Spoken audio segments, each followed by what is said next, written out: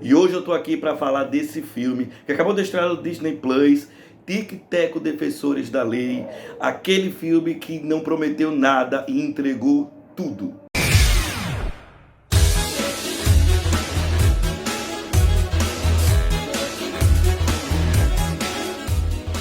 Você é um pouco mais velho, assim como eu, pouca coisa, um pouquinho só mais velho, você nasceu antes dos anos 2000, então muito provavelmente você lembra que antes dos anos 2000 a Disney fazia muita série animada legal, que fez bastante sucesso na época. Se você assistia essas animações no domingo de manhã, se você assistia essas séries animadas que eu vou dizer aqui agora, no Disney Crush, que passava no SBT, você muito provavelmente sentiu um certo nostalgismo ao assistir o Tic-Tac e o Defensores da Lei. Eu estou fazendo das séries animadas que passavam nesses locais que eu disse para vocês, como o Ursinhos Gummy, que eu gostava bastante, o Tailspin, Esquadrilha Parafuso, a série do Baloo. A Disney também gostava de fazer séries animadas de seus filmes clássicos, como A Pequena Sereia, a série da Pequena Sereia, a série animada do Aladdin, que eu também gostava bastante, não perdia, passava todo domingo de manhã, a série animada do Hércules, que passava também sábado de manhã na Globo, eu adorava, eu não perdia nenhuma dessas. E claro que eu também não perdia nenhum episódio do Tic-Tac e os Defensores da Lei. Esse novo filme original do Disney Plus, então ele é baseado nessa série animada, Tic-Tac e os Defensores da Lei, que estreou em 1989 e teve 3 temporadas. Gente, nessa época a Disney ela tinha um quadro que passava nos Estados Unidos, né, que se passava Disney Afternoon, que significa Disney à tarde. E aí tem muitas séries clássicas, eu podia citar outras aqui também que eram bastante conhecidas, como DuckTales, o Darkwing Duck, enfim, o 101 Dálmatas também tinha série, o Doug. E eu comecei o vídeo dizendo que o filme do Tic-Teco ele não prometeu nada e entregou tudo, né? Desde os primeiros momentos que saiu os teasers e os trailers e o material também de divulgação, eu sabia que eu ia me divertir bastante no filme. Eu tinha certeza absoluta que ia acontecer alguns surtos e foi justamente isso que aconteceu, né? Eu sabia que não era um filme um melhor filme que eu assisti no ano de 2022, mas com certeza eu gostei bastante do filme Tic-Tac, os Defensores da Lei. Antes de continuar aqui essa análise que eu vou fazer aqui para vocês, já vou logo dizendo que esse vídeo aqui tem spoiler. Então, se você ainda não assistiu o Tic-Tac e pretende assistir, pare o vídeo, depois você volta. Mas se você também não se incomoda com spoiler, continue aqui, porque eu vou falar bastante minhas impressões e dizer algumas coisas e dizer o que eu achei desse filme. Eu já queria dizer para vocês que nem tudo são flores, então tem algumas coisinhas que eu não gostei do filme. Na verdade, tem uma coisa que me incomodou no filme, porque é o seguinte: o filme ele começa contando uma história bonitinha do começo da amizade do Teco, é uma coisa bastante emocional, né? Mostra o Teco conhecendo o Tico na escola e que eles se tornam ali grandes amigos, verdadeiros irmãos. Mas aparentemente o filme ele não leva em consideração ao que o Tic-Teco fez antes da série dos Defensores da Lei. O Tic-Teco, eles fazem parte da turma aí do Mickey, né, dos personagens clássicos criados por Walt Disney, como o Donald, o Mickey, a Margarida e por aí vai. E o Tic-Teco, eles se originaram nesses curtas que faziam sucesso na época e que lançou toda a turma do Mickey. Tic-Teco eles se originou nesses curtas em 1943.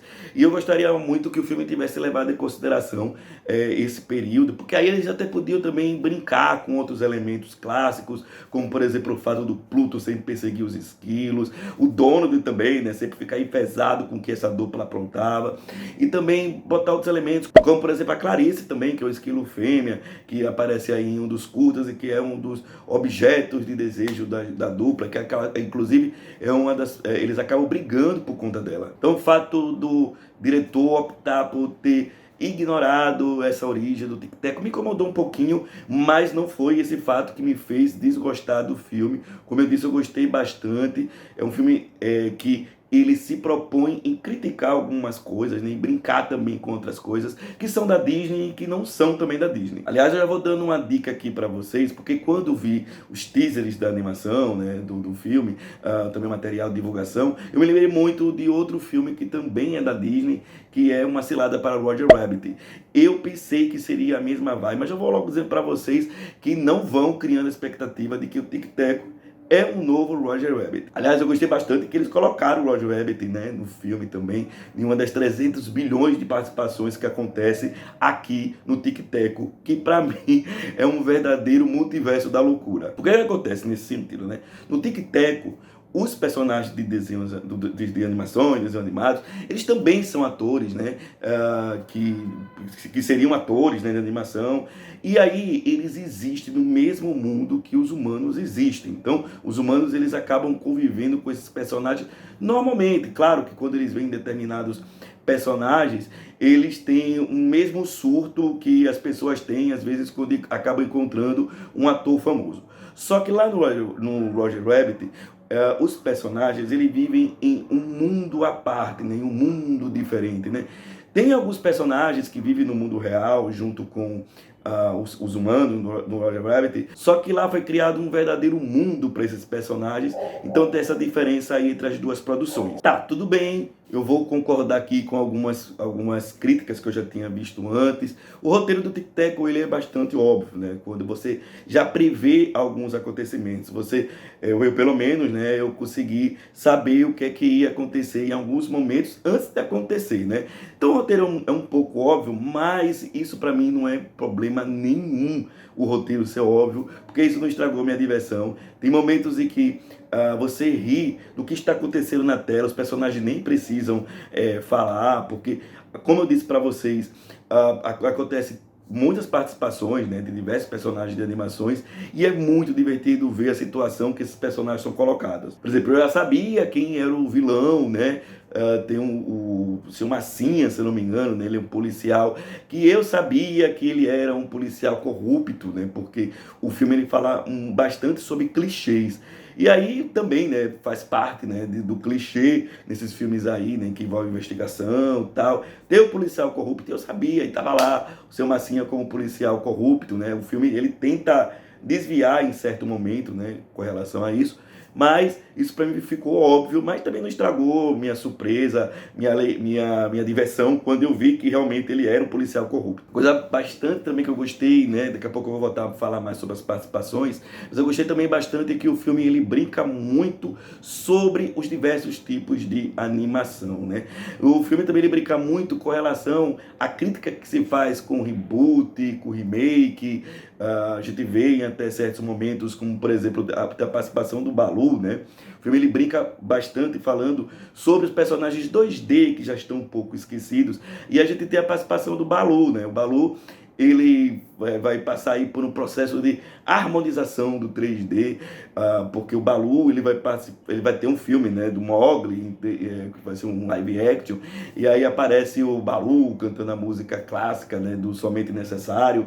Então o filme ele brinca bastante, né, com isso, com o remake, de readaptações, o esquecimento da animação em 2D também, né, 2D que inclusive a Disney nasceu fazendo animações 2D. Então eu senti um pouco também de crítica com relação a isso, e eu fiquei até surpreso, né? Então eu fiquei surpreso também como é que algumas coisas foram aprovadas nesse filme, como é que a Disney aprovou algumas coisas, mas eu acho que a Disney falou, é um filme para se divertir, vamos aproveitar, faça o que vocês quiserem. Com relação, né, essa brincadeira aí, né, de ter personagens de diversos tipos diversas maneiras de fazer animação, a gente tem personagem aí em 2D, tem, né, vários personagens da Disney 2D, como o Linguado, o Lumiere, o Peter Pan, que daqui a pouco eu vou falar um pouquinho mais sobre ele, o Atim, o Monterey Montgomery, né, que é do Tic Teco também, o personagem do Tic Teco. A gente tem personagens em 3D, a gente tem o Teco, que faz a harmonização aí em 3D.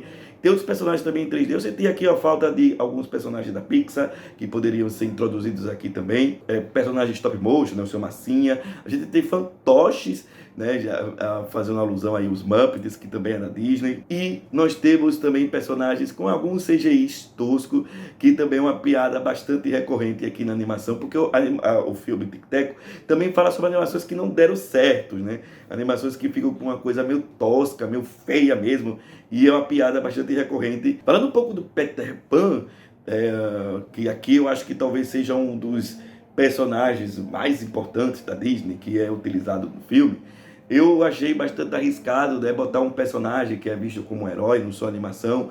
Em algumas outras adaptações ele é visto como um vilão, e aqui no Tic Tac Defensores da Lei, ele é visto como vilão, né? Então eu gostei disso, né? De brincar que ele era um ator mirim, né? Um personagem mirim de animação, que depois foi ficando esquecido, ficou difícil dele encontrar trabalho, e aí ele ficou gordo, ele engordou, ele ficou envelhecido, ele envelheceu, ele cresceu, e aí ele acabou virando como uma espécie de agiota, né? E é ele que é o grande vilão aqui do filme, e é ele que é responsável, inclusive, por fazer a pirataria, né, dos personagens piratas, né? Acabando indo para esse mundo da pirataria, ainda de que maneira forçada, né? Inclusive, tem até algumas coisas pesadas com relação a isso aqui. Chega aquela parte deles pegaram o linguado, a força e apagar a boca do linguado e colocar o linguado em uma adaptação tosca da Pequena Sereia, porque o filme ele também brinca muito sobre isso, né? Nos estúdios que fazem animação toscas de filmes clássicos, né? Então a gente tem aqui uma animação tosca da Pequena Sereia, a gente também tem uma animação tosca, uma versão tosca do Aladdin, feita pelo Peter Bafo de Onça. E falando um pouco das participações também que acontece aqui, além dos personagens da Disney, a gente tem participação de personagens de outros estúdios que eu fiquei, meu Deus, como é que os caras conseguiram autorização para usar esses personagens dessa maneira. A gente tem a participação do Sonic, né, que tem aí o Sonic feio. Não sei se vocês recordam que quando o filme do Sonic ele foi lançado, a primeira aparição do Porco-Espinho foi muito criticada por conta do CGI. E aqui esse CGI, esse Sonic feio, ele é utilizado aqui e rende piadas bastante engraçadas em diversos momentos. A gente teve participação também de personagens concorrentes da própria Disney, concorrente da Marvel. A gente teve a participação do Batman, né? A DC é uma grande concorrente da Marvel, está aqui no Tic Tac. A gente teve também a participação de personagens que são concorrentes da Pixar, como por exemplo o Shrek, né? Que é da DreamWorks e aparece também aqui na animação, não o Shrek, mas um produto ligado a ele. Tem a participação do He-Man, do Esqueleto, também uma cena bastante engraçada. A gente tem a participação do Paul Rudd, né? Que é um vingador, que ele é o Homem-Formiga, estava ali assinando alguns autógrafos no que seria uma Comic Con. Teve participação também de personagens recém-adquiridos pela Disney, né? A participação do Alvin e os Esquilos.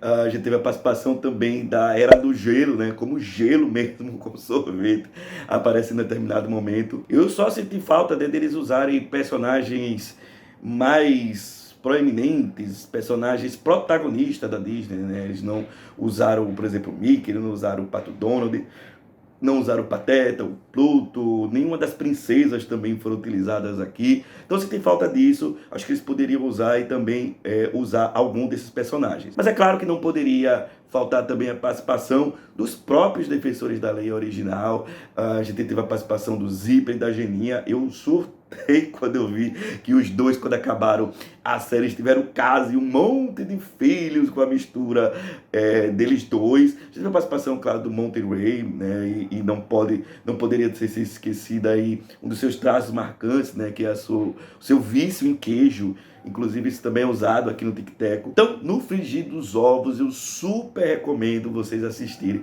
correrem para o Disney Plus e assistir a animação Tic Tac Defensores da Lei.